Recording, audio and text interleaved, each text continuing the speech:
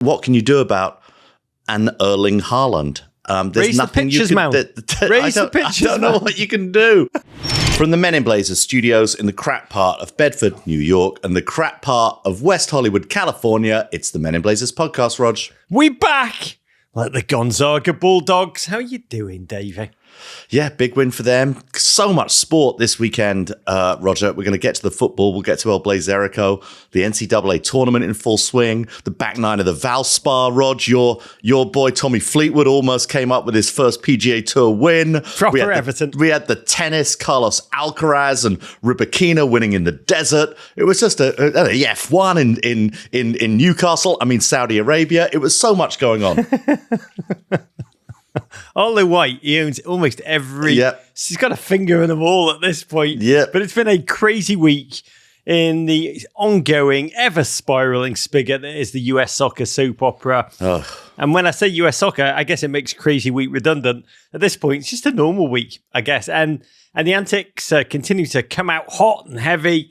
We are 7 days on from the independent report into Berhalter Renegade, which was released.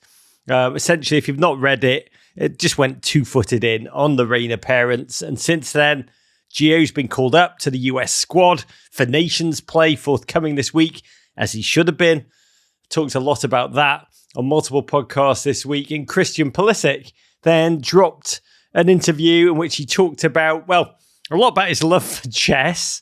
But he also slipped in how the US soccer situation was, quote, childish. And essentially praised the team's progress under the Greg Berhalter regime, whom the independent report was at pains to say is still a candidate, possibly could still be rehired for the US team going forward. Though they talked at their annual general meeting over the weekend of how they'll only make that coach appointment this summer after first hiring a new director of football. Thierry Henry keeps flinging his hat, or I guess his chapeau, or maybe it's just a beret, into the ring because, you know, nature abhors a vacuum. Davo, I've talked a lot about this in multiple podcasts, about the whole situ, but I'd love to hear, what's your take on the independent report, its findings, Pulisic's bearded, long interview in which our gent, who it should be said is not always the most comfortable in interview settings, really tried to be open and put himself out there. What do you make of it all? I mean, look, I hoped at the end of this that the independent report would offer us two things, some kind of objective truth and also some kind of closure to this event. And I think, unfortunately, you know, whether it's the report's fault or whether it's just the way it's been taken, I don't think it's given us any kind of objective truth. I think we just have an interpretation that has been made widely across media. And I'm not saying there's any truth I'm looking for. I just want the overall truth. I'm sure a lot of people are at fault. You know, you and I have named all of them on this podcast. And there certainly seems to be no closure. You know, in the end, the tragic thing here is that we have one of the most talented players ever to appear on the scene of American soccer, Gio Reyna. And I can't even imagine what it's going to be like for him reintegrating into this team, whoever is coaching it. And, you know, when I read the comments from fans, and by the way, not just fans, from respected pundits across social media, and read the filth that's flung in his direction, I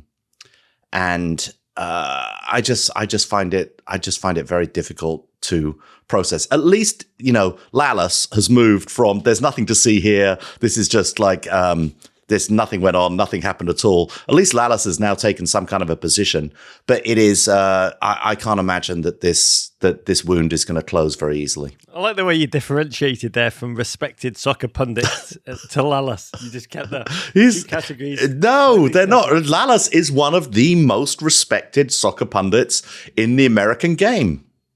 Yeah, I will only add what Pulisic said.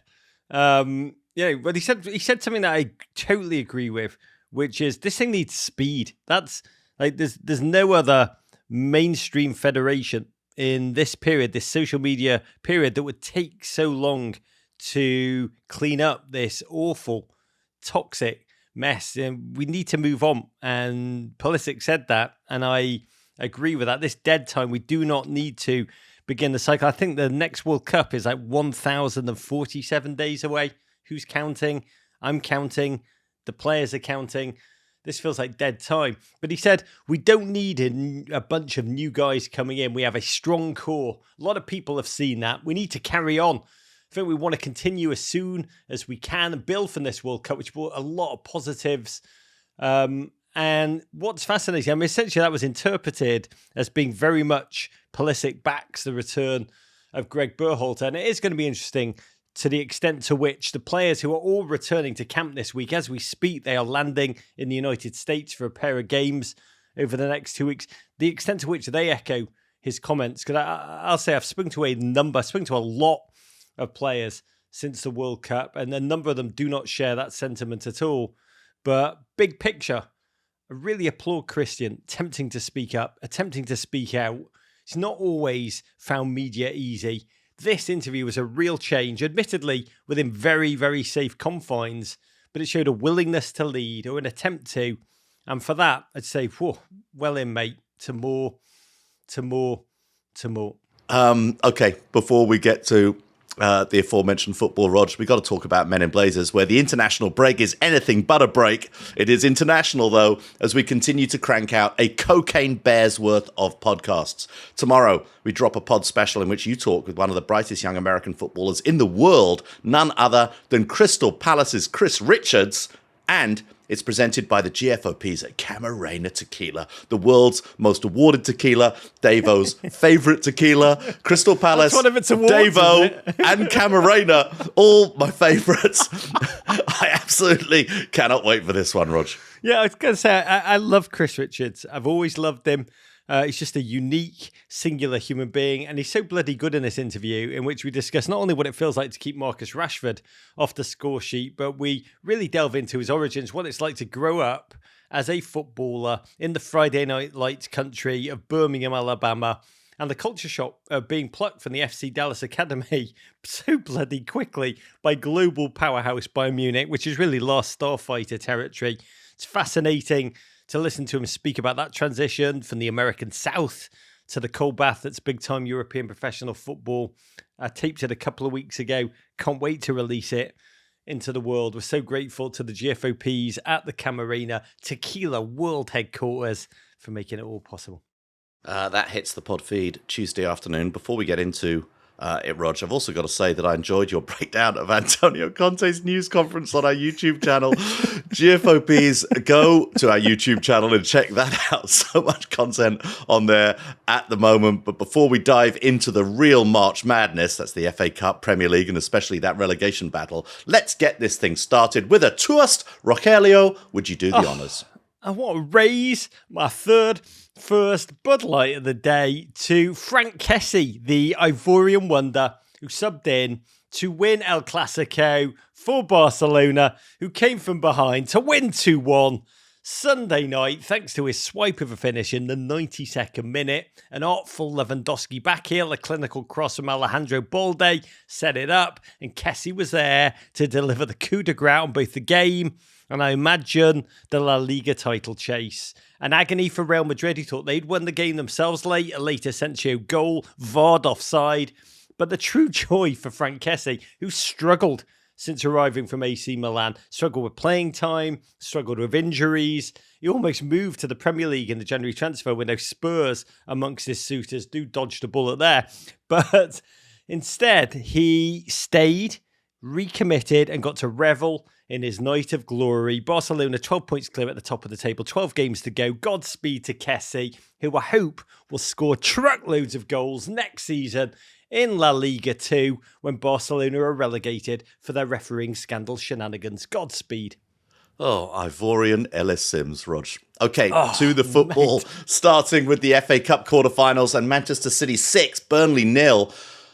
Oh, an Erling Haaland hat-trick, blah, blah, blah, City romp, yada, yada, yada. Just another day at Dunder Mifflin's Manchester branch as a troika of goals from Norse battering ram Erling Haaland sees Pep glide past his former student Vinny Company and the Clarets. But this game was, once again, all about EH9, who now has 6 hat-tricks this year. That's half as many as Sergio Aguero, one of the greatest strikers English football has ever seen, had in his entire 10-year career in Sky Blue, and City are heading to Wembley.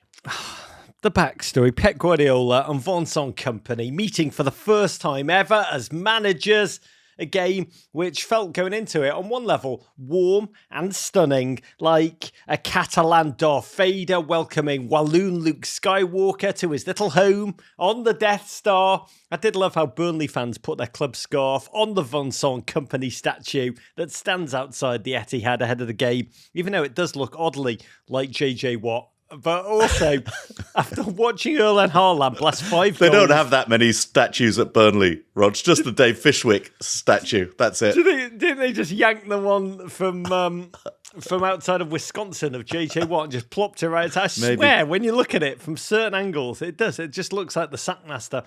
But after watching Erling Haaland blast 5 goals in about 12 seconds against Leipzig, it was also a bit like watching Vincent Kompany volunteer to put his hand into a buzzsaw. And what do you think he felt, David? What emotions must he have felt taking his Burnley, audacious, positive Burnley, it should be said, to the Etihad? They're 13 points clear in the Championship, but back to a home stadium where he spent 11 years, won 4 titles, 2 FA Cups, had that statue smelted, and he walked onto that field with City fans breaking into rapturous applause. Got a huge hug from Pep to boot.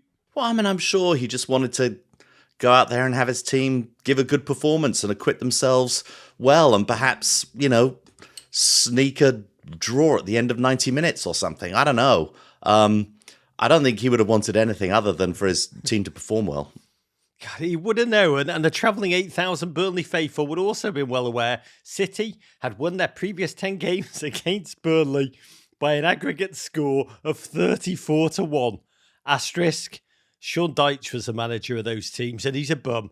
Pep Guardiola spent the whole week talking up Vincent Kompany as City's future manager when he was able to stop himself from fawning over Julia Roberts and his affection for her work. David, you're a big Mystic Pizza fan yourself. What did you make of that weird, meandering jealousy talk that Manchester United had Julia Roberts in their fan base, one of Pep's 3 heroes, he alleged, along with Michael Jordan and Tiger Woods? Was it all some kind of marketing ploy to roll out that Manchester City are about to unveil a massive new edible sponsor? I just think it's always interesting when we engage any of our heroes in any sport who are experts in those sports, when we ask them to talk about anything else whatsoever.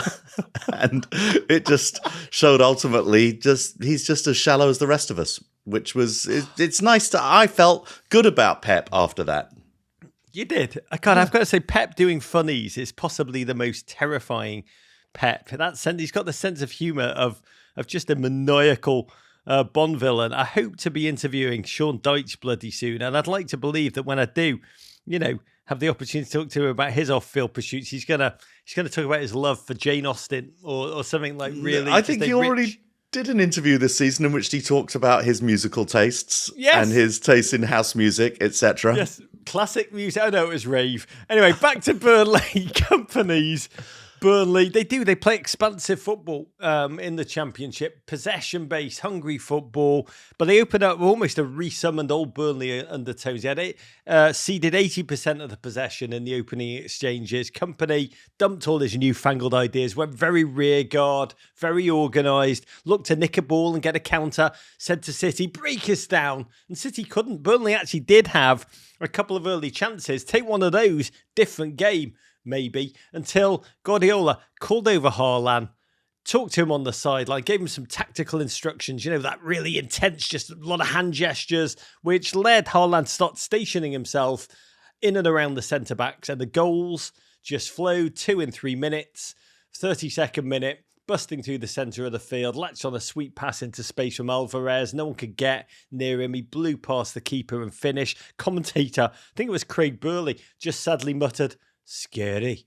And within 3 minutes, De Bruyne phoned an interchange, rolled the ball to a speeding Haaland, finished inventively, acutely, ruthlessly. 59th minute, Davo tied a bow on another hat-trick. Brilliant finish. Hit the post, I think Foden, and of course it rolled right to Haaland. David, it's an art to be in the right place at the right time. Make it look as if the ball's coming to you, right? Yeah, and right to your left foot at exactly the right time. It's amazing. It was brilliantly done. Dennis Rodman had that skill as a rebounder, always in the right place to grab the ball. Haaland has the same skill.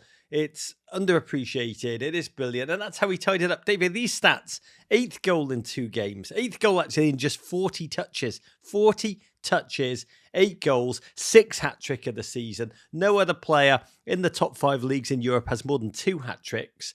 Will Unwin in The Guardian called him a hat-trick hobbyist, which I just love, as he charged away and slid on his back with a huge exhale on the turf. Davo, is Erling Haaland the most illegal legal thing in sports? Wow. Yeah, maybe. This is like the news last week, Rog, that the USGA and the Royal and Ancient are going to limit the sort of golf balls and how golf balls are designed and made to stop the distance ruining the game. But what can you do about an Erling Haaland? There's Raise nothing the pitches, you can. Raise the pitches, I don't know what you can do. He's just. There were moments in this game. There was a moment when he just manhandled one of the Burnley defenders, but entirely legally, and just like, just with a little bit of shoulder to shoulder, just like shoved him like 6 or 7 yards away. It is really like watching Gulliver in Lilliput. It is just amazing. Amazing I've spectacle. Not seen anything. I was trying to think when I have seen anything like, and I asked a lot over the weekend, elite professional athletes. I was like, have you ever seen in your sports anything like it? And the one moment that we came up with together, there's a lot of no, but a couple of NBA players said it was like watching Shaquille O'Neal come out of LSU and just, for your Orlando Magic, you remember those? No, I remember those days. It was just like seeing something so unbelievably different. How could you stop it? And you watch Haaland smite, truly biblical smiting Leipzig midweek. And anyone who watched basketball knows that the game was played by little men until the late 1940s, when George Mikan just Google him if you've not heard of this man. He wombled into the sport and he turned it into a game that was played above the rim. And to begin with, the NCAA changed the rules, said to prevent above the rim play. They were like, that's not legal. I feel like George Mikan is Erling Haaland of yore. That's what I feel like watching Haaland score for fun and then just trot off inside 63 minutes, Davo, with a hat-trick. And the amazing thing is, well, number one, hearing him talk after the game, he's just this incredible mix of arrogance and deep humility, because he talks always about areas in which he must improve his game. That's possibly the most frightening of all. Pep, though, asked after the game if Erling might end up on 60 goals on the season. He said, I don't know the number. This guy will have a problem in the future, because every game he will be expected to score 3 or 4 goals, and it's not going to happen. It's just, we are watching something that feels so routine now, but is so truly spectacular. And Burnley, God bless them. This was a reality check for Vincent Kompany, a game that started with joy and nostalgia, ended in obliteration. Be front of mind for him, no doubt, as he plans the Premier League stay-up campaign to come. I do love how he asked Pep to stop pumping him as a future City manager, as Steven Gerrard learned when Jurgen Klopp hyped him as Liverpool's next manager early in the Villa days. A lot can happen in a year of management. Reputationally, Manchester City returned to Wembley, and David lost in the shuffle. Just a stealth brace by the truly mighty Julian Alvarez. 12 goals on the season for him. No one's even talking about him. It would make him Everton's top scorer on the season by some level. Yeah, I know. He's the Argentinian has done amazingly for Manchester City since he joined. That Argentina must be a pretty good football team, Rog. They got some decent players. Definitely have some decent players. And team of the future, Manchester City, because when they come back, Liverpool arrive, Bayern home and away in the Champions League rumble, and Pep's return to his old lederhosen wearing days, the FA Cup semi-final against Sheffield United, and then truly the end of days, that is a visit of Mikel Arteta and Arsenal. Roll on April. Yeah, still playing for the treble. Okay. Man United 3, Fulham 1, an incredible act of self-sabotage by the Cottagers, who were up 1-0 thanks to a 50th minute Alexander Mitrovic goal, his first since the turn of the year, by the way. But in the 75th minute, Willian handled a Jadon Sancho shot on the goal line, for which United were awarded a penalty. Willian was sent off, but because Willian's hand was tucked into his body, his teammates, including that transcendental meditation poster boy Mitrovic, went absolutely ballistic. The Serb was sent off alongside Willian for his remonstrations, which included pushing the referee. Manager Marco Silva was also asked to leave the premises. So from 1-0 up to playing with 9 men in the span of minutes, Bruno converted the penalty to level it up. United added 2 more in the final 15 minutes to reach the semi-finals. All of this proof that there ain't no Wendepunkt like a Willian handball Wendepunkt. Davo, I still don't fully understand this. I'm so elated to be able to process this with you because none of it makes any sense. This was a Casemiro-less United, opened sluggishly, honestly looked like a team whose multiple campaigns are finally wearing them down. Post-World Cup, particularly the Europa League, that Thursday-Sunday schedule that can just destroy a team. And Ten Hag, for all of the growth he favours, he has a squad which he keeps super, super small in terms of who he actually wants to select. And yes, Fulham had won just twice in their 43 previous visits to Old Trafford, 20 years since they'd last won a game, but they were impressive. They defanged the United threat. They mounted their own forays. It was no surprise when Alexander Mitrovic opened the scoring. Not just his first goal, as you said, since January. His first FA Cup goal of all time. And Fulham felt like they were on the cusp of really a game-changing moment for themselves as a club. United themselves unbeaten in 19 at home at Old Trafford had a real problem. They seemed dead on their feet. But part of the solution was bringing on Antony, who energised the team, and it needs to be noted. He turned the game, which flipped on its head in this 70th minute when, for Fulham, it all went a bit Silicon Valley Bank. A rare hat-trick of red cards, not just in a game. They did this within 40 seconds. These are really... Erling Haaland scores goals like Fulham got red cards. Sancho had slipped through, rounded the goalkeeper. Willian charged back to the line, blocked it, even at the time.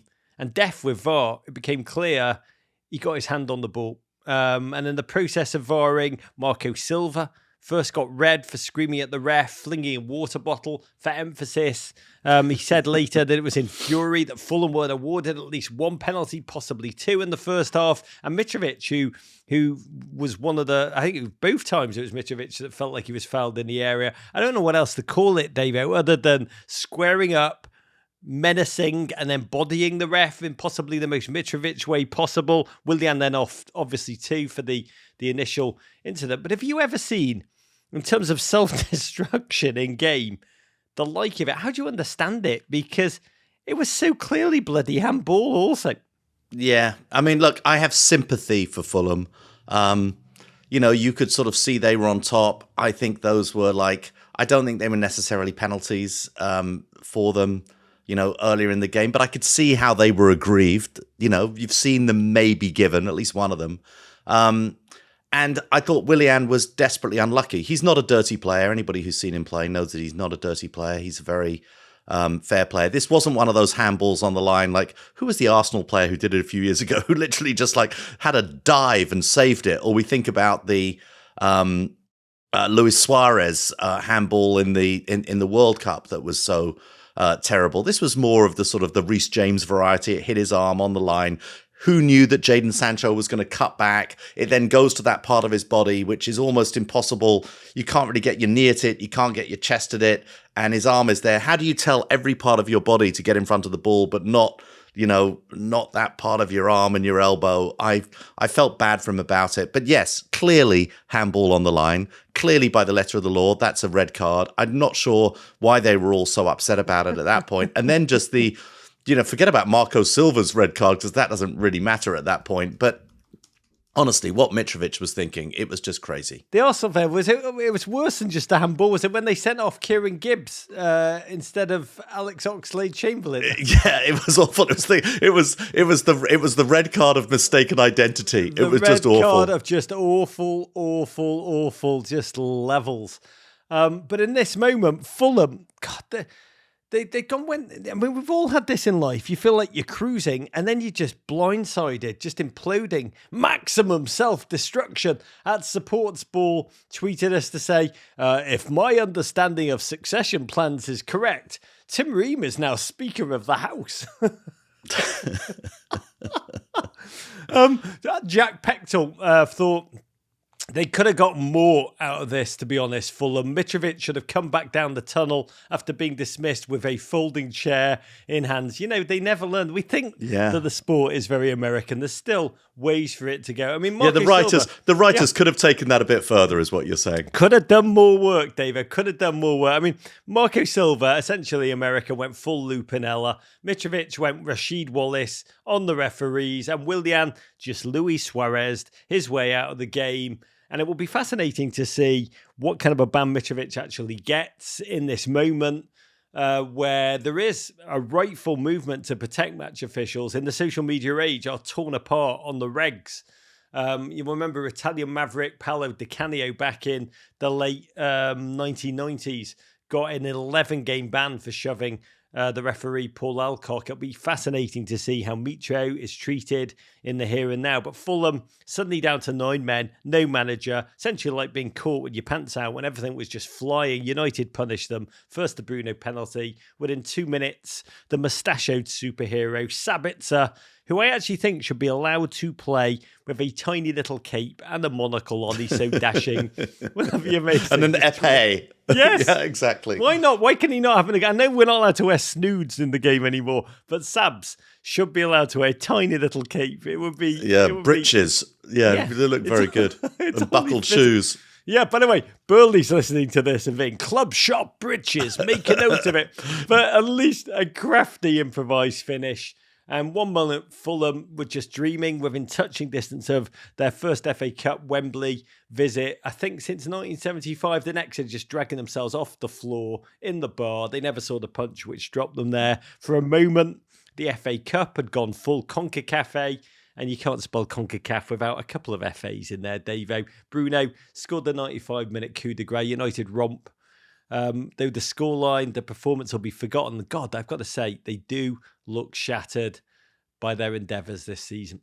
Yeah, feel bad for plucky Fulham, Rog, but this was a little bit self-generated, the nature of this loss. And Man United, when things are going well for you, things go well for you.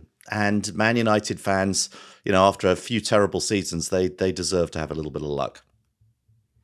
Okay, in the other quarterfinals, Rog, the competition's final feel-good story is quickly ushered out of the competition as Brighton pump 5 past League 2 Grimsby Town in a life aquatic derby. Seagulls 5, Mariners 0, and Sheffield United get a last-gasp winner over fellow championship side Blackburn thanks to a late Tommy Doyle Blades banger. It ends 3-2, and Wembley adds chip butties to the tasting menu for the semi-finals.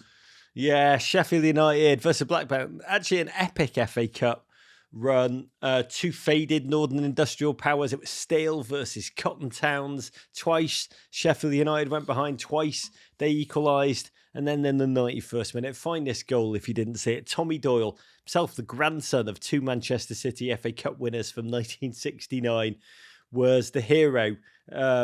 Just an early morning spectacle of which law will be written.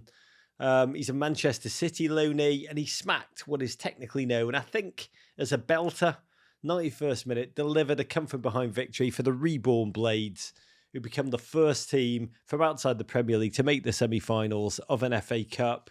I think in 8 seasons, but as a City loan player, cruelly, along with his teammate James McAtee, Doyle will be ineligible to play against his parent club in the semi-final, which is an agony. No fairy tale either for Grimsby. League 2 dreamers seeking to become the first team from the 4th tier to reach the last 4 of the FA Cup in its 151-year history.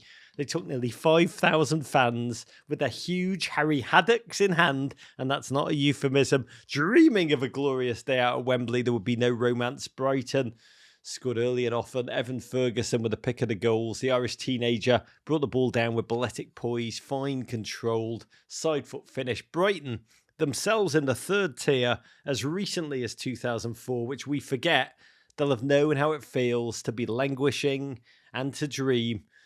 They'll be making their dreams real at Wembley now, and some in this season of dreams. God, I'd love it, Dave. I would love it if Brighton went on to win it. Your 2022-23 FA Cup semi-final draw. Brighton against Manchester United. Manchester City against the Leeds. We are still on for the first Manchester derby, FA Cup final of all time. Oh, I'd put my money on a Brighton City final, though, if I was a betting man, wouldn't you? I don't know. Yeah, it's going to be fascinating. Can't wait for those semi-finals. Okay, Rog, to the Premier League, starting with Arsenal 4, Palace 1. No cardiac kids routine from Arsenal this week as they assert themselves early and often on managerless Crystal Palace. A goal from Gabriel Martinelli, whom we identified as Gabriel number 2 last week, a Bukayo Saka brace and a Granit Xhaka kick while Palace were down, send the Arsenal 8 points clear atop the Premier League table, having played one more game than City. Not much of a contest here, Roger. Yeah, the most intense relegation battle in history meets one of the most dream-filled title challenges for Palace. Patrick Vieira's sudden firing on Friday, one the club announced, was taken with regret, a reflection of the fact that there's never been 5 points between 12th and bottom of the table with so few games to go. Arsenal, though, stumbling in after crashing out the Europa League on penalties to Sporting Lisbon on Thursday. They lobbed Ramsdale from the halfway line, just stunningly. Really an emotional loss in the moment, but rationally, God, if you're an Arsenal fan, you think, great, now we can just focus on the one thing that truly matters, the title race. And that's why 11 games from glory, 5 points clear before kickoff. Seeing how they'd rebound from the disappointment Thursday, Arteta called this the biggest game of his managerial career. We've got to talk about Palace. You know, they're living out a season that can just suddenly just fritter away in your fingers. They took the field with under-21 coach Paddy McCarthy in charge as an interim basis. They've gleaned 27 points from 27 games before kickoff. 22 of those harvested before January. Palace had sat 11th, 9 points clear of the relegation zone at the end of December, but they've had a tough run of games. They're the only team not to have won in 2023. A reluctant sacking, but was it one that was needed? Vieira had felt a little bit like Frank Lampard at Everton to have run out of ideas. Same mistakes over and over. No goals. Few shots on goal, to be honest. What do you make of it? I think it's sad. I spent some time with Steve Parish in London a few weekends ago. Co-owner. And, this was, I'm sure this was a decision that he didn't want to make, and certainly didn't want to make before the international break. But clearly, things had broken down between the manager and the club, and the manager and his team. It's not just, we sometimes forget that it's not just a manager at one of these clubs. The manager has an entire staff of assistants and technical people, and they're all under analysis. He's not only under analysis for the way that he's getting the team to perform, he's under analysis for the way he's managing his people. And I think there had become some breakdowns at the club in that situation. The club also has its own technical people who are analysing things that are going on. There might have been disagreement between the club and the manager in terms of the way they viewed everything. And also I think it's a nature of it, and I think we're seeing it, the changing nature of the Premier League game, where we're starting to see these master tacticians come into a lot of these clubs and just deploy in a very different way than, the former elite Premier League players. And it's sort of a changing of the guard. And I think Palace probably felt that ultimately, just tactically, they were being beaten again and again and again and again, or at least weren't coming up with a defense or the correct deployment of the assets that they do have. Say about Patrick Vieira, I think he remains a very good manager. Agreed. Despite his firing. You agree with that? I mean, he's I do agree with that. Palace team to the FA Cup semi-final. The players, still say that they loved him. It's a squad that was built for Premier League realities at the budget level. You can make the case he arguably deserved more time, that this run of losses came against the teams near the top of the table. Palace are now in a run of games against fellow relegation battlers. It's cruel, the timing, but it really, there's no patience in this season. This is a surreal Premier League relegation battle. This is essentially like Squid Games. No one is guaranteed safe passage through the bullets like Oh Young Soo. And that creates a panic, just a ruthlessness. I talked on Friday, I went out with Daryl Morey midweek, and he was talking about he can't believe how much managers are fired, how little data statistics show that it actually leads to any kind of change. But you talk about this new era of managers, it makes it all the more surprising that while Palace remains a club with its own challenges at the board level. John Textor, the American, has come in, wants to spend, wants to act on big ideas. Other owners kind of favour caution and patience. But the manager who's been identified and they're reportedly in talks with as we go to pod, Ralph Hasenhüttl is in the bookies' favourites. Jesse Marsch was also in the bookies' favourites. But the manager that all the press are pointing to is coming back, Davo. It's Roy Hodgson. It's not a bright young manager with new ideas. It's a gent, 75 years of age, almost exhuming the old man in the sea. I mean, on one hand, that man is the ultimate DILF. I think technically he's a great DILF. But how do you understand that? How do you think that won through?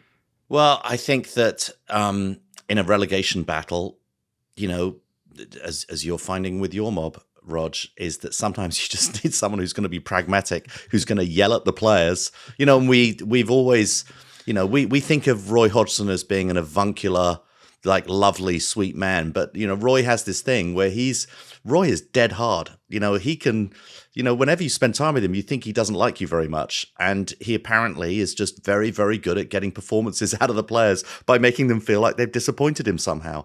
And, he comes in with, a trusted assistant who yells at the players on all set pieces and makes sure they're in the right position. And right now, getting out of the relegation battle, it won't be from playing pretty attractive football.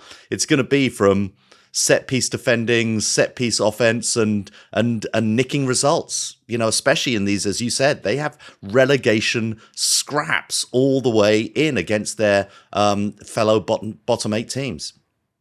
And they want a gentleman who just knows the club, has delivered safe passage before. The weird thing about Roy, I'll just say this, and then we can talk about the game itself. He's a gentleman. When you think about him, you think about caution. You think about locking down the back. Palace are very good at locking down the back. It's the goal scoring that's been a problem. It is going to be fascinating to see. We both adore Crystal Palace. We are both, praying for them. Big love to Rebecca Lowe in this moment. But to the game, Peter Drury introduced it by saying, logic sees only one outcome.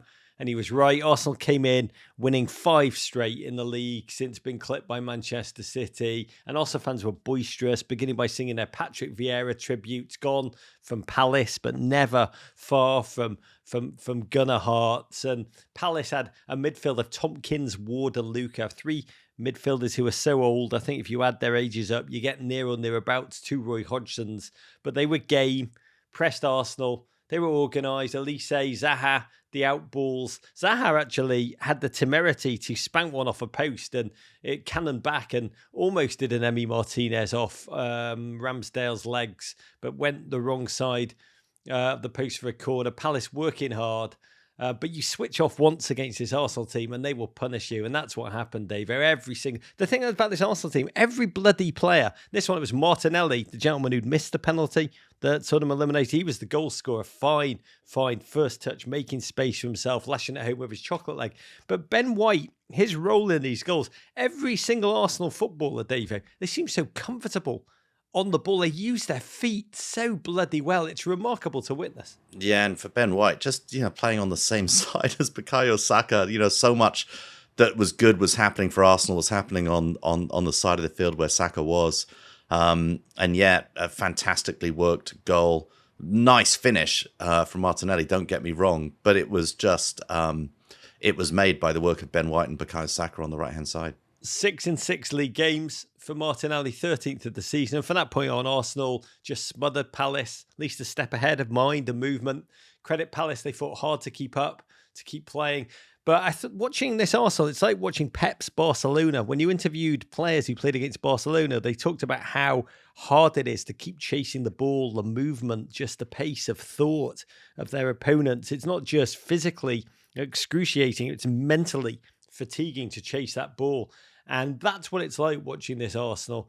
You felt just the second goal coming long before it came. Again, Ben White involved, fine 1-2 with Saka, who just...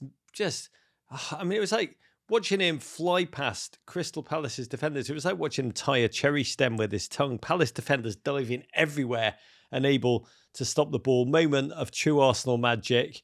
I imagine at that point, as Saka slapped home Pep Guardiola, anger turned off his TV and went to smash some angry golf balls somewhere in Manchester.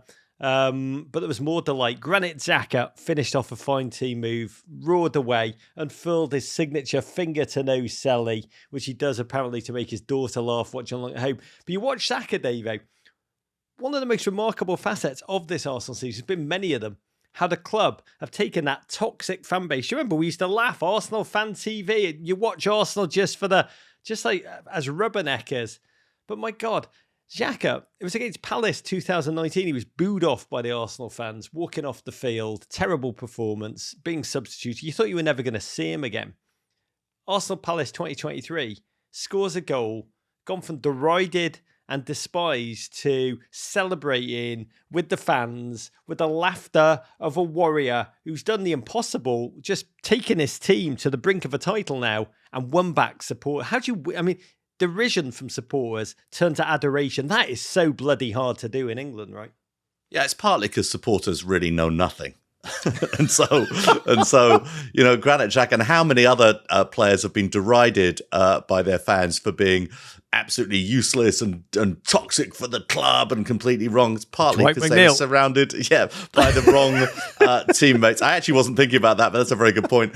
But because they've been surrounded by the wrong teammates or managed by the wrong person. And Granit Xhaka is a viciously competitive human being, especially for a Swiss gentleman, Rog, these are not characteristics that we usually regard around the Swiss athlete. Competitive, yes, but not as sort of vociferous as he is. We look for more Federers than we do. Yodel for us, Xhaka. That's something that's never been said to him. Can you yodel, Granit? He's a phenomenal football player, a phenomenal skill, and he's a great competitor. Now surrounded in context by all of these amazing players, the pure, unadulterated goodness of Bukayo Saka, a player who, honestly, even Tottenham fans must admire. He is just so good and spread so much love across this entire team. Arteta is doing such an amazing job. Arsenal play such attractive football. Yes, Xhaka is a huge part of why this team are so good. That engine in midfield, that guy who can play almost anywhere, can sort of pop up at the back with the great header. He can make a set piece work on either end of the ball. He can win the hard ball in midfield. He can dive into the box, play an elaborate 1-2 and finish when nobody else would really have the guts to stick their leg in there. I love watching him play football. God, it's like there was a slight wobble. Schlupp scored and then Zaha rolled one agonisingly wide. But who do we think Arsenal are? They're not Spurs. Saka killed the game off. Everything feels like it's going magically for Arsenal right now. A debut for young Pole, Jakub Kiwior. A whole season symbolised by the resurrection of Rob Holding's hair, just deputising for the injured Saliba. David, his hair, once bald. It's a miracle. It's a miracle. I know it is. It's now it's like a flourishing fringe. I swear, watching Rob Holding, seriously, if we were living in like more primitive days, like the Middle Ages, do you not think a messianic religion would have been founded and Holdingism. Purely on Rob Holding's verdant growth? Yeah. Holdingism. I'll sign up. By the way, I'm weighing. I'm all the way. What crusade are we going on with the head? God, they take an 8-point lead into the international break. And a person on Insta who I won't name, but it did make me laugh because I cracked me a knot. His first name is Chad. Of course it's Chad. Accused us of an Arsenal bias. And I just want to say, by Arsenal bias, I mean, first of all, have you met Michael Davis? Yeah, I mean, have you met this one? David, you've got an Arsenal bias now, apparently. Yeah. But I do love them this season, but there is look, on the record, I've said many times, there is no team that in previous seasons I've wanted to lose more than Arsenal. Arsenal, do you know what? I'm sorry, Chad. Arsenal have won me over by, you know what? Playing beautiful football. I know, and if I that apologize. is the crime, I apologize then for arrest loving me a now. team that play absolutely scintillating beautiful football. And not just scintillating beautiful football, because Everton do that at the moment, but they've gone from scintillating, but back to Arsenal. They play football. Arsenal are humanly wondrous. They've gone from self-sabotaging to top of the table with 6 straight wins, 10 games to go. For the first time in 19 seasons, they are touching a title. And, if that is Arsenal bias, if you cannot appreciate that humanly, Chad, God, Arsenal, 9 London derbies won this season, a number no other club has achieved before. I'll just say this, what we are witnessing is humanly magnificent to savour. And it deserves both to be... And it deserves to be praised from the rooftops, just as human beings, because life is short. And if you crap on this, you're missing something magnificent. Very true. Southampton 3, Tottenham 3 in a weekend of epic collapses. What a pivot. This one was right up there. Spurs were up 3-1 in the second half when their South Coast pleasure boat ride hit some turbulent seas. A 77th minute goal from former Arsenal man Theo Walcott, he should sign up for holdingism, and a 93rd minute unsavable James Ward-Prowse penalty won by current Arsenal loanee Ainsley Maitland-Niles condemned Spurs to just a single point and light the fuse on a powder keg of an Antonio Conte press conference. Spurs is such a gift. Spurs still in 4th, but just 2 points ahead of Newcastle, who have 2 games in hand. By the way, we have a lot of theologians who listen to this podcast. And I'm getting quite interested to know what are the tenets of holdingism, because I do think it's a miracle. I do think we're onto something. I do. It is a miracle. I see a mega church of holdingism being created. But God, we're going to talk about Tottenham now, because which Tottenham would turn it this weekend? The very good one or the very, very bad one? And the truth is, we saw both. Yeah. In the game, which meant everything. Newcastle had won at Nottingham Forest the day before. They had to win this. An injury-littered first half. I think 4 men had to go off. Most heartbreakingly of all, Richarlison, who was reduced to tears as he left the pitch early. Tears because he now knows he probably can't score against Everton next match day, which he was really looking forward to. But then Spurs kind of romped. They scored through Porro. Kane headed his signature goal. Then in the last 15 minutes, they just frittered all of that good work away. Why would you want 3 points, Davo? Why? Why would you want 3 points? And Vision is a dancer. Theo Walcott is a baller. 34-year-old side footing home, past Kane and Dyer on the line. Then a soft penalty, which made it all the more salt in the wound. Maitland-Niles went crouching tiger. Maitland-Niles leapt up in Pape Sarr's blind spot. Got grazed. Not clear and obvious, but VAR giveth. JWP taketh. 93rd minute. Seismic equaliser by Ward-Prowse from the spot. Golf swing Selly. Massive point. Southampton, who'd scored just 11 times at home all season, unleashed 3 on Tottenham. Narrative changing for both teams. So Spurs, let's get into it. The fans livid. They'd seen points won, and then they had to witness points just charitied away. They're on the hunt for Champions League places. The economic lift that comes with that is so serious for a team like Spurs and their business model. And let's just say Conte took the capitulation harder than Penny Hardaway. Post-game, he went in from the top rope. Astonishing, blistering press conference.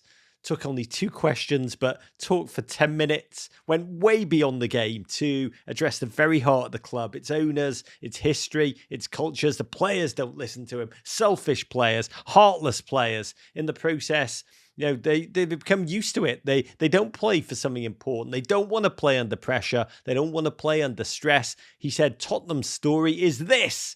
20 years, there is the owner, and they never won something. Why? That was the moment. And then, by the way, he exempted all of his predecessors, Mourinho, Pochettino, and himself. They can change the manager. A lot of managers, they cannot change the situation. Davo, everyone was thrown under the bus. The players, the owners, the staff, everyone apart from, crucially, himself. What is going on? Was this come and fire me? I done? Was he trying to clear the stink of Spurs from his reputation as a winner? What was this in your mind? Well, number one, I think it was utterly brilliant. It was brilliant because it was tactically for him and his own career. I thought it was just sharp.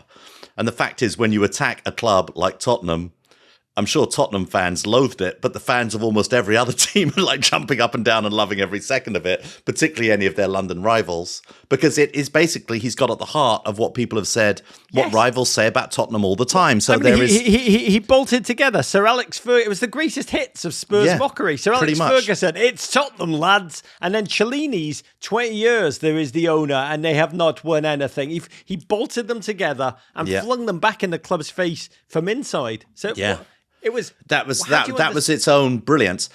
Having said that, I'm not sure.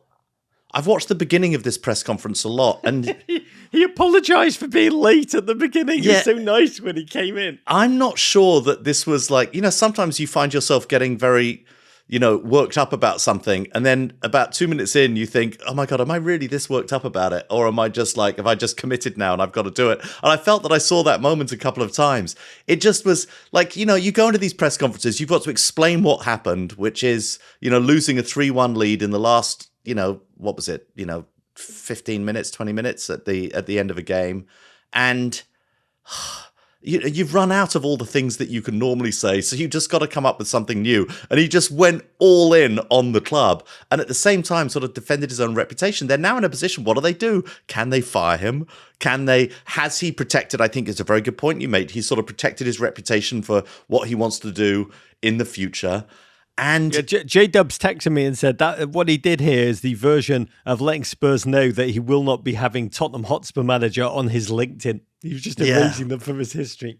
But it is, look, the one thing I would say is that, I'm not going to compare Antonio Conte to myself or his career to my career in any way.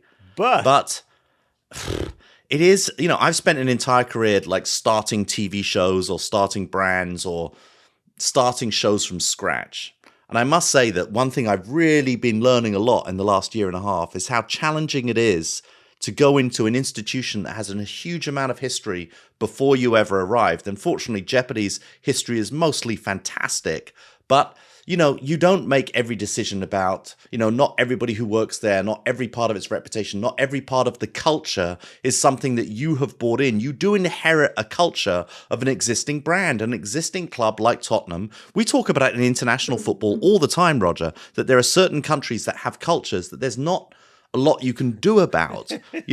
Can any England manager ever really turn around, England men's manager, turn around that sort of English men's national team's doubt about whether they can really do it in a really, really big knockout game at a World Cup? And he is sort of onto something about Tottenham's culture. The difference is that we've never heard a sitting manager ever say it and throw it at his club and his owner in a press conference. I can't imagine what Tottenham fans are thinking about this.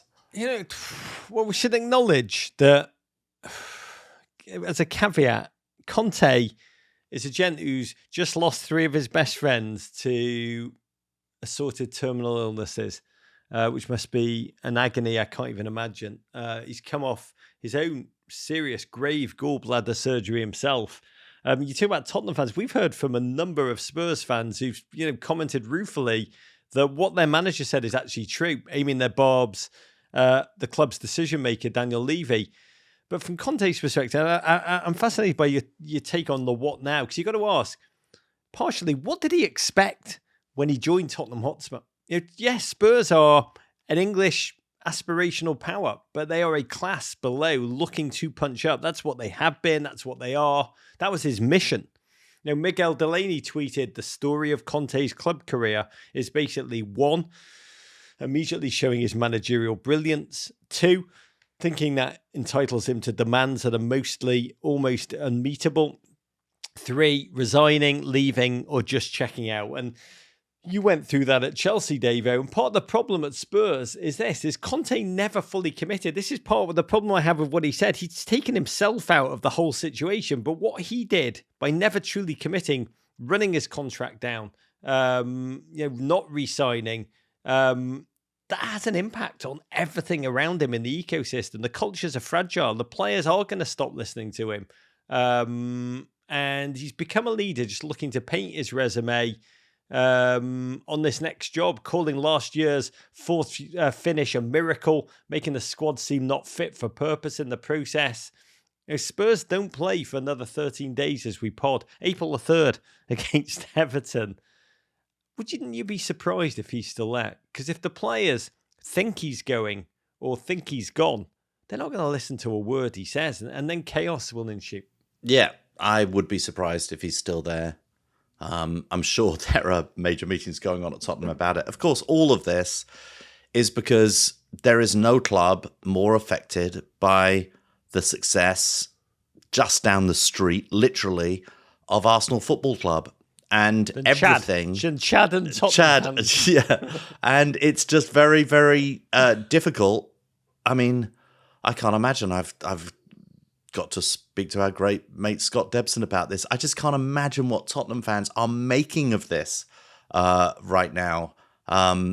This is a hell. It is a hell that they are going through. Craziest part of all of this, I need to say, Spurs are still in the top 4. They can still make it to the Champions League. Oh my God, I'd bite your arm off for their league position right now. It would be a wonderful achievement. It is very possible. 2 points clear in Newcastle. Yes, they played 2 games more, but the Spurs board have got to weigh up a very difficult calculation as they calibrate this immediate decision so bloody carefully. Maybe it's Spurs that should be bringing back Roy Hodgson. Think about that one for Southampton. 2 wins, 2 draws, 2 losses under Ruben Selles. There's fight there. His interim manager Spellerstein wins over Chelsea, Leicester. Now this, he's Spanish Houdini. At the death, it was impossible to see which team was in the relegation zone and which team was fighting for Champions League football. And that's this season in a nutshell. Now to the team whose hot Geordie breath is licking Conte's fake neck hairs. Newcastle. Read that again, because that is so. If you are drinking or eating while you're listening to this pod, you will want to puke. Now to the team whose hot Geordie breath is licking Conte's fake neck hairs. Newcastle.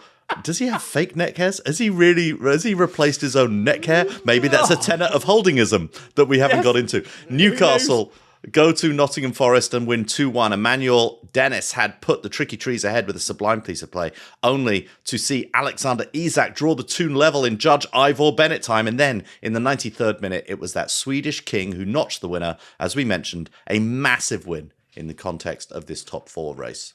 Yeah, Forest had been unbeaten at home since September, running 9 games at that City ground fortress. Newcastle, though, showed no fear, despite going behind, to a moment of improvised genius from Dennis. First start since November. Brennan Johnson out with injury. Just an artful finish. Picking up, punishing a Botman error. Stunning. Just the audacity of the idea. The perfection of the execution. In my game notes, I wrote, Dennis, ... Bergkamp, ? And Newcastle have their own injury. Miguel Almiron, our mate, out for a couple of weeks with a strain. But they've got a new hero. Isak, who made his body shape, improvised to perfectly shin home the ball for the equaliser. Game seemed to be edging into a draw. Newcastle frustrated. 1 win in their last 6. Just 2 wins in 2023. But in the 92nd minute, just that inexplicable hand above the head when defending a cross from the Forest defender. Penalty. Isak finished confidently. Toon have a new cult hero. 75 million they paid for him. Coming good. Full of improvised wonder and clinicality, bit of anger, bit of piss, bit of vinegar, 2 goals on the night, 3 in the week. Cue raptures, shirts off, bits out for the trailblazing Toon fans. They've watched 2 wins in 6 days and despair for Forest, falling back to their mean. But Newcastle, Dave, 2 points back from Spurs, 2 games in hand, and that next clash against Manchester United looking epic-y. Yeah, looking very good. And they've certainly got a very, very high-quality striker in their midst. Brentford 1, Leicester 1, two mid-majors heading in opposite directions as the Bees try and kick on and secure European football next season, as Leicester just try to prove they're too broad to fail. And in the end, goals from Denmark's Matthias Jensen and young Harvey Barnes split the spoils. The Bees are in 8th, level on points with Brighton and Liverpool above them. Leicester, meanwhile, separated from the bad place by just a single point. Love it. We're calling it the bad place now. Oh my God, a team in a relegation scrap who are not built for fighting, ending a run of 5 straight losses with a big point at the ultimate clenched fist of a club that Brentford have become. Brentford 17 points ahead of Leicester. That's the brutal reality for Brendan Rodgers to contemplate. And that draw of Leicester felt like a disappointment. That's really the mark of Brentford's season and a reflection perhaps of the ether wearing off this thin, low budget, high performance, but tiny Brentford squad. The Bees, still to me, one of the greatest stories of this entire season. A miracle built on strategy, data analysis, and brilliant Thomas Frank management. Heading into the international break, 8th place, legitimately thinking of Europe. And David, this one, Ivan Toney now joins up with England, hoping to be the first Brentford player to play for the national team since May 1939. Incredible. Wow. Glory days. Yeah. Oh my word. And what happened after that last Brentford player played? Nothing too serious, just a world war. But congratulations to him. Happy to see him make the squad. Aston Villa 3, Bournemouth 0. Unai Emery's mob put some mustard on this one as they bludgeon black-clad Bournemouth. Goals from Douglas Luiz, Jacob Ramsey and Emi Buendia do the business here. Bournemouth, they're in 19th place, in the bad place, a point from safety.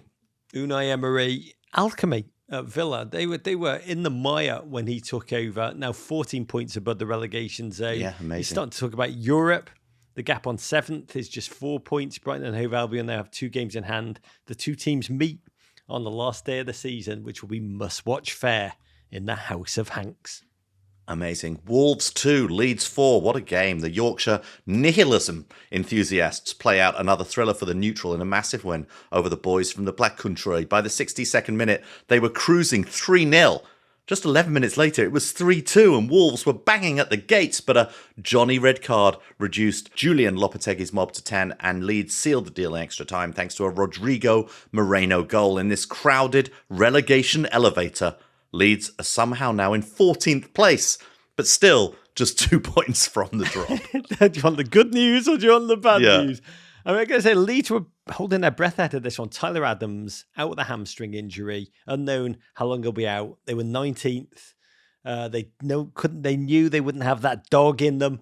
But it began so well. Just the goal from Jack Harrison, set up by Neonto. Oh, beautiful play. Yeah, true joy. 3rd goal in 2 games for a gentleman who I still don't understand how he's not allowed to play for America. Damn you, FIFA. And Wolves, I mean, they were rueful after this one. Lopetegui, furious. They've had 3 blown refereeing decisions. They got 3 refereeing apologies so far. They wanted one after this one. Just that myth that everything evens itself out after the season does not seem to hold true for them. And I admired Leeds. They battled. Voba just blocked everything. He's an outstanding pickup. They sucker punch Wolves again. Early doors, second half. Ayling diving header in which he was unmarked at the far post. Hilarious Selly. Cartwheel that can only be described as 45-year-old man who insists he can still do a cartwheel despite having been at the pub for the last 5 hours.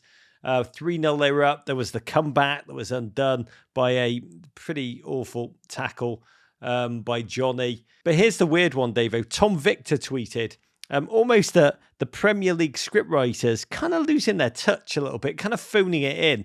Wolves lost to Leeds on March the 18th, 2 years in a row. That's okay, Tom Victor said. But Wolves losing to Leeds on March 18th, 2 years in a row with Harrison, Johnny, Rodrigo and Ayling all scoring in both games is just, they're kind of like recycling old material. We expect better from the Premier League scriptwriters, right? Yeah.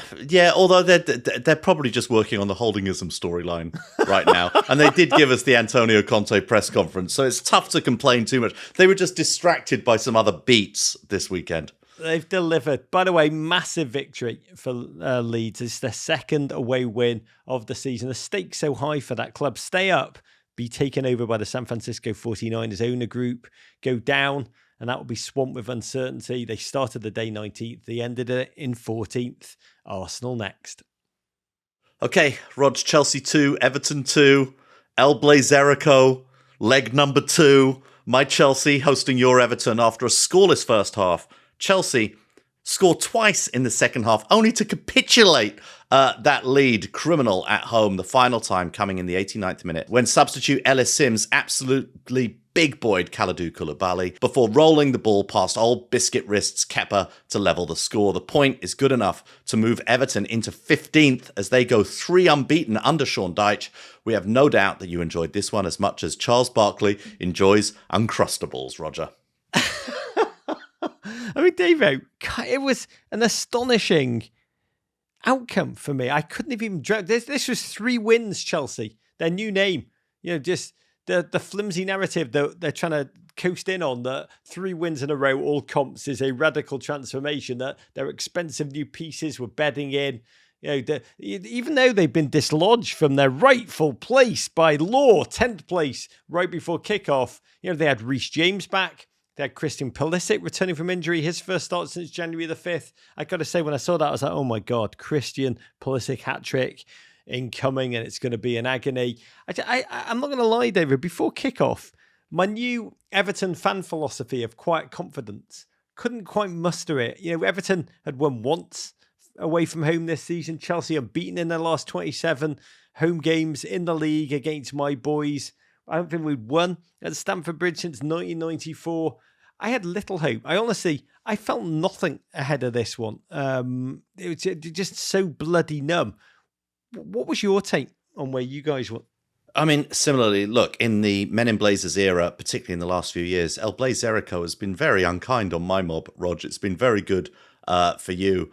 So the fact that, honestly, before kickoff, and I've been at one of these games, watched all 3 of these games, we've played okay, but it's been pretty similar to what happened in this game. Chelsea with a lot of possession, with a lot of chances, squandering so much, and looking occasionally very shaky at the back. We haven't been punished in many of these games previously, but in this one, we certainly were.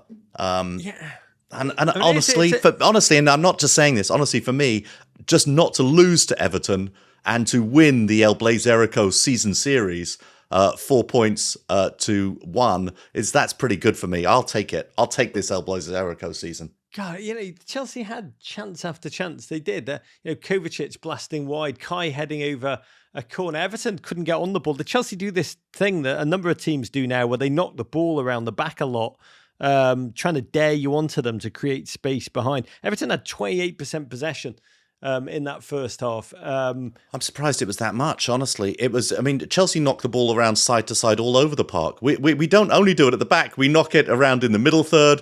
We knock it around on the edge of the box. We sometimes knock it around in the box, which is just amazing stuff. We had a philosophy that knew we'd only get a couple of chances, and I barely use that word in the plural. God bless Tarkowski, blocked everything that Chelsea created almost single-handedly, and occasionally used those hands to perform fairly terrifying dark arts on João Felix's throat. But to get to half-time 0-0, both a surprise and a relief. I've got a new assistant, Sophie Morrison, proper Evertonian. She texted me at half-time, will Chelsea get their winner in the 46th minute or in the 89th? That's the only question. Those are the kind of insights that ace job interviews, I can tell you that. And so it came to pass. Sustained Chelsea pressure. My assistant Sophie never texts me about football. I've got to figure this out. By the way, we have so many Sophies right now at Men in Blazers. It is genuinely a remarkable time. Keane blew a clearance. João Felix pounced, rolled it so slowly through Tark's legs. I actually had time to check as the ball went beyond Pickford's despairing fingers.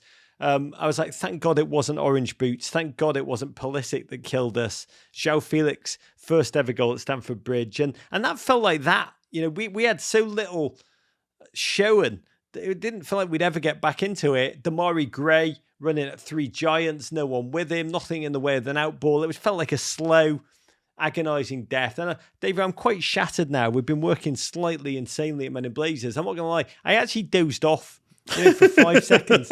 You know how I do. I'm surprised you could with those pink shirts. But yeah, no, I've been at a World Cup game with you where you dozed off. You sometimes do doze off during the football. I was so tired. I dozed off 4 or 5 seconds. And I woke up with one of my kids screaming because Wobes was running forward to win a corner.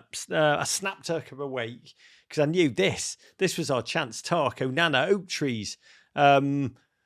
2 corners. It needs to be, I need to acknowledge this, 2 fine corners from Shite McNeil. Credit where credit's due. And the second, chaos. Tark, Decore, over the line. Ref gives it. Cue wet pants. Decore, 2 goals, 2 assists. Back with a bang under Deitch. But the joy was Everton joy. And because of that, we knew it wouldn't last. Tark and Godfrey, within seconds, upended Reece James, Kai Havertz. David, that stop-go penalty. He's got 3 goals in 3 games now. Felt like game over when he scored it. That stop-go penalty, it's a bit dodge. Well, he is moving. And in a Premier League now that is where millimeters count for goals, and he's very, very clearly still moving forward. His body is moving forward, even though his foot stops. But yeah, it was a good penalty. And really, at home, when you go up not once but twice, it's just insane. Maybe Chelsea would have been better not to score at all in this game, because it was only every time they scored the miracle of João Felix hitting a post and it actually going in, because he's hit so many posts this year and the ball hasn't gone in.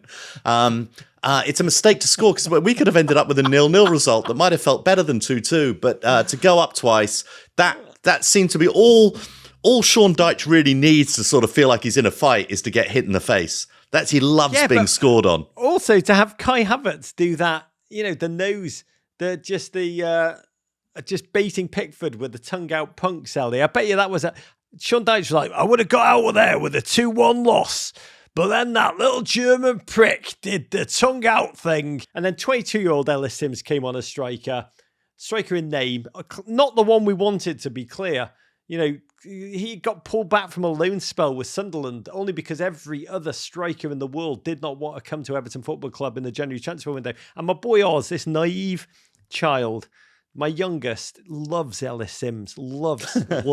Got a shirt with Ellis Sims' name on the back. He's been crying for Ellis Sims to be given a chance to He's right. Stuff. Yes. And by the way, when he came on, he's like, yes, Elliot. Like, he started this is my moment. And my second oldest bear just said, shut it. He's got 1 star on Football Manager. But he was right, Davo. 89th minute. It was Sims charging through Koulibaly, who'd been so good, I thought, all game. First Premier League goal. Scenes, limbs. Behold, Ellis Sims. Best Sims since Phil. Ellis Sims, you are now Chris Sims' daddy. David, how long before Ellis Sims to Chelsea for 110 million? I'm sure Todd Burley has had to be restrained. People have hid his pen, hid his checkbook to try and avoid that from happening. But yeah, it's interesting. I mean, Chelsea were.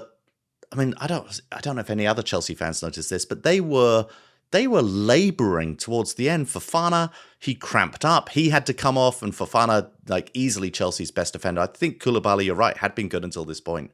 But suddenly all these substitutions that Potter made, and not a single one of his substitutions was as effective as the one substitution that Sean Dyche made with Ellis Sims. And it was, I think Chukwuemeka came on, Chalobah came on, Conor Gallagher just runs around like a crazed labradoodle, unable to get his foot on any ball or complete any tackle.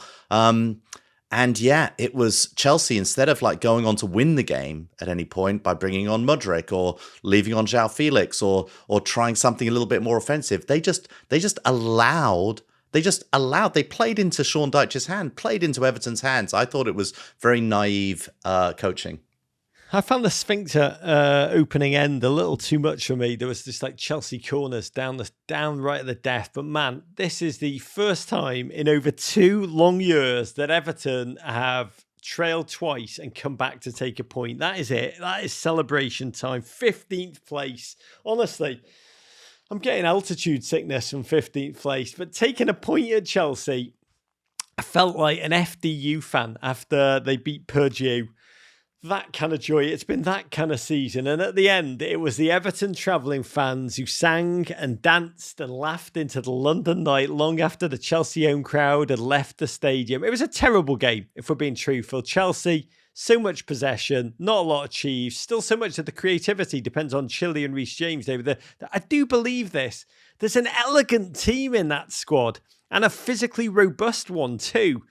You know, we don't see it right now, but I always think it's like, any great sculpture first lies inside a block of marble, a big slab, and whether Potter is the one who can envisage the beauty that lies within remains to be seen. No, you're right. I mean, with Fofana, with Enzo, with Chilwell and Reece James, there are some... And by the way, I must say that, João Felix is starting to really impress me, starting to look like a proper Premier League player. There are some players there who can really, be part of a very good Premier League team, but I don't think Potter's quite found it yet, and we'll see what happens against Real Madrid in the Champions League. That may be somewhat revealing.